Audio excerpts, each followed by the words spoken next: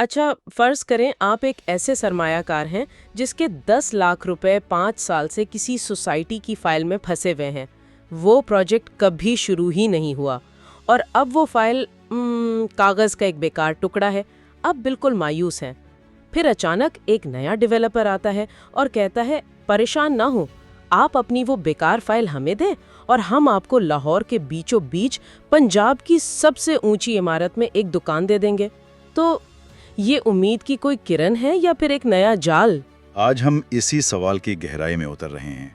हमारे पास जो मवाद है वो यूं समझें कि कहानी के तीनों रुख दिखाता है। एक तरफ तो लाहौर स्काई का वो शानदार ब्रोशर है जो ख्वाब बेच रहा है, दूसरी तरफ एलडीए की एक आप कह लें खुश्क सरकारी दस्तावेज है जो इस ख्वाब को हकीकत की ज़मीन से जोड़ती है, और तीसरा और सबसे दिलचस्प हिस्सा खुद डेवलपर का अपना बयान है जो इस मुतनाज़ा फाइल मर्जर स्कीम के पीछे की मंतिक पेश करता है। तो हमारा मिशन साफ है, हम इन सब टुकड़ों को जोड़कर पूरी तस्वीर देखने की कोशिश करेंगे। हम देखेंगे कि डेवलपर के वादों में कितना दम है, सरकारी कागजात असल में क्या कहते हैं, और ये जो सारी हिकमत अमली है ये किसके लिए ज़्यादा फायदेमंद है, इस फंसे हुए सरमायाकार के लिए या खुद डेवलपर के लिए। आइए इसकी तह तक पहुंचते हैं। तो शुरुआत करते हैं इस चीज़ से जो सबसे पहले नज़र आती है, प्रोजेक्ट का वादा, लाहौर स्काई। इसका जो तस्वीरी मवाद हमारे सामने है वो तो किसी फिल्म के पोस्टर से कम नहीं लगता। दावा है कि ये पंजाब की सबसे ऊंची इमारत होगी, 6 टावर्स, पाकिस्तान का पहला डायरेक्ट फैक्ट्री आउटलेट मॉल, और तो और डिज़ाइन भी एक मशहूर ऑस्ट्रेलियन कंसल्टेंट ने बनाया है। लगता है जैसे लाहौर में दुबई बनने जा रहा हो। बिल्कुल, ये सिर्फ ईंटें बेचने की कोशिश नहीं, ये एक लाइफस्टाइल बेचने की कोशिश है। पंजाब की सबसे ऊंची इमारत का नारा ही अपने आप में बहुत ताकतवर है ना? ये आपको सिर्फ एक अपार्टमेंट नहीं दे रहा, बल्कि सबसे ऊंचा होने का एहसास दे रहा है। और फिर पेमेंट प्लान को देखें, बहुत तफसीली है। 48 महीनों यानी 4 साल की आसान अक़सात का वादा। ग्राउंड फ्लोर की दुकानों से लेकर 17वीं मंजिल पर बने पेंट हाउसेस तक हर चीज का हिसाब किताब मौजूद है। यानी एक मुकम्मल पैकेज है। दफातर, IT parks, food courts, apartments, सब कुछ एक ही जगह पर। लेकिन इन सब चमक दमक वाली बातों के बीच ब्रोशर पर एक छोटी सी मोहर लगी है जो शायद सबसे अहम है, एलडीए से मंजूर शुदा। यही वो चीज़ है जो एक आम आदमी का एतमाद जीतती है। और यही वो नुक्ता है जहां से एक संजीदा सरमायाकार अपनी तहकीक शुरू करता है। वादे अपनी जगह, लेकिन कानूनी हैसियत क्या है? ये मंजूर शुदा का दावा कितना सच्चा है? हमारे पास जो सरकारी दस्तावेज है वो इसी सवाल का जवाब देती है। ठीक है, तो बातें बहुत हो गई, अब असल कागजात देखते हैं। मेरे सामने ये एलडीए का कमर्शलाइजेशन लेटर है, 1 जनवरी 2024 की तारीख का। फेरोजपुर रोड पर 20 कनाल का प्लॉट, लोकेशन तो वही है जिसका इश्तिहार दे रहे हैं। तो पहली नज़र में तो दावा सच्चा लगता है जी, लेकिन यहाँ दिलचस्प बात सिर्फ मंजूरी का होना नहीं, बल्कि इस मंजूरी की शरायत हैं। ये सिर्फ एक कागज का टुकड़ा नहीं जिस पर लिखा हो जाओ बना लो। एलडीए ने बहुत वाज़ेह किस्म की पाबंदियां लगाई हैं। मिसाल के तौर पर एक शर्त यह है कि सड़क को चौड़ा करने के लिए इमारत के सामने 30 फीट की जगह खाली छोड़नी होगी। अच्छा, और इसमें यह भी लिखा है कि क्या नहीं बन सकता। ये तो बहुत दिलचस्प है। लिखा है कि यहाँ शादी हॉल, बड़े गोदाम या छोटे कार शोरूम बनाने की इजाज़त नहीं है। यानी एलडीए सिर्फ इजाज़त नहीं दे रहा, बल्कि वो इस इलाके के मुस्तकबिल की शक्ल भी तय कर रहा है। इसका मतलब तो ये हुआ कि ये मंजूरी खास तौर पर इसी किस्म की इमारत के लिए है जिसका वो इश्तिहार दे रहे हैं। और सरकारी कागजात की इजाज़त, ये दोनों एक दूसरे से मुताबिकत रखते हैं।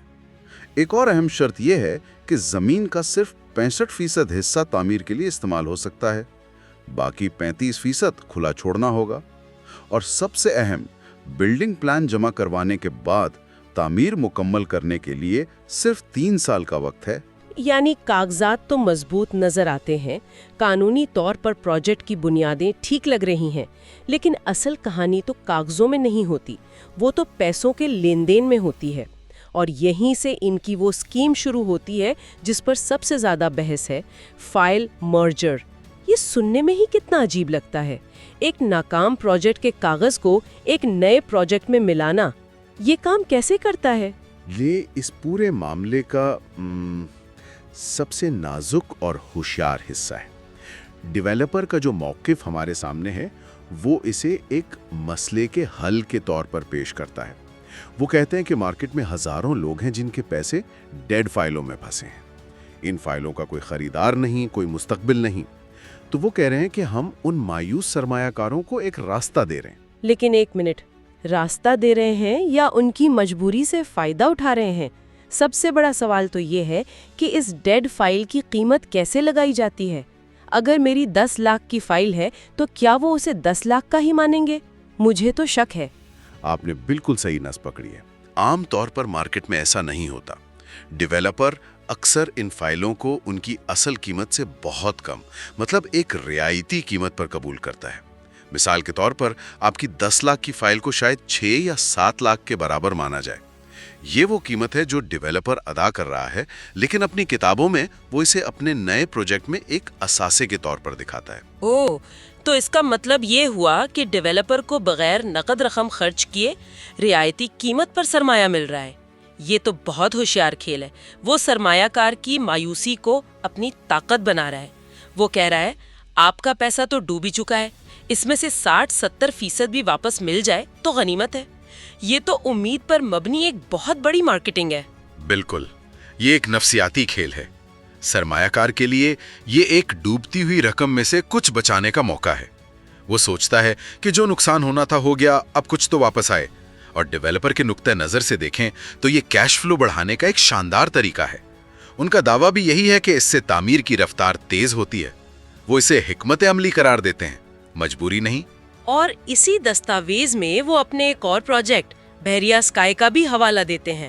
دعویٰ کرتے ہیں کہ وہ وقت سے پہلے ڈیلیور ہونے والا ہے۔ یہ تو اپنی ساکھ بنانے والی بات ہوئی ہے نا؟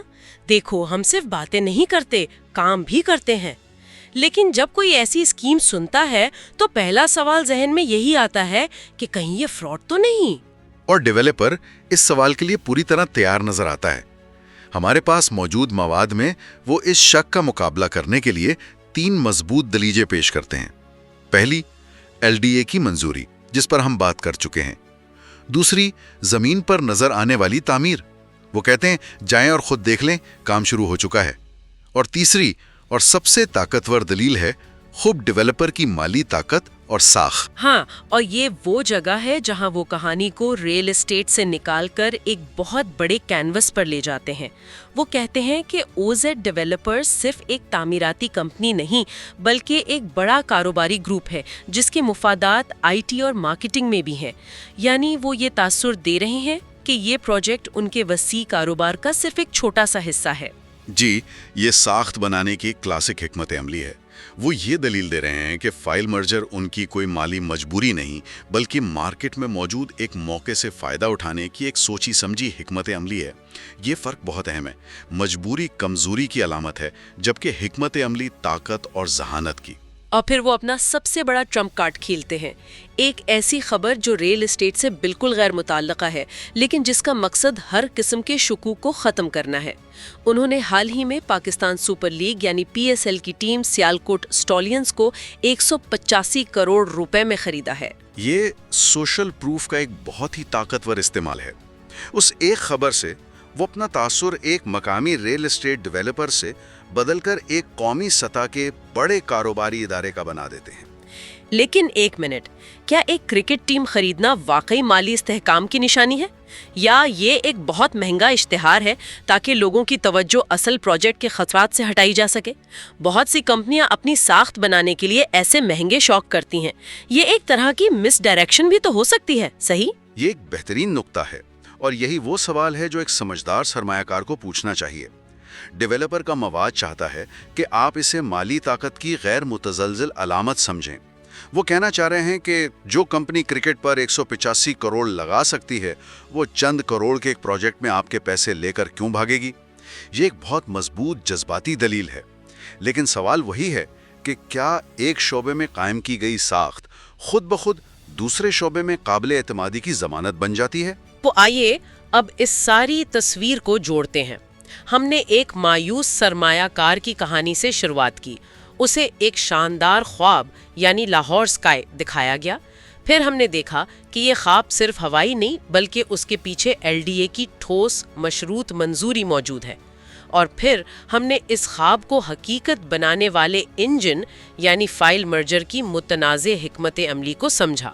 بالکل، اس سارے مواد کا نچوڑ یہ ہے کہ ڈیولپر سرمایہ کاروں کو ایک منطقی فیصلہ کرنے کی دعوت دے رہا ہے۔ وہ کہہ رہا ہے کہ جذبات میں نہ آئیں بلکہ حقائق کو دیکھیں، اور وہ حقائق کیا پیش کر رہے ہیں؟ نمبر 1، ایک قانونی طور پر منظور شدہ پروجیکٹ۔ نمبر 2، ایک بظاہر مالی طور پر مستحکم ڈیولپر۔ اور نمبر 3، زمین پر نظر آنے والی حقیقی تعمیر۔ اس پورے تناظر میں فائل مرجر کو ایک ایسے اوزار کے طور پر پیش کیا گیا ہے جس سے دونوں فریقوں کو فائدہ ہوتا ہے۔ یہ ذرائع مل کر بلا شبہ ایک بہت مضبوط کیس پیش کرتے ہیں،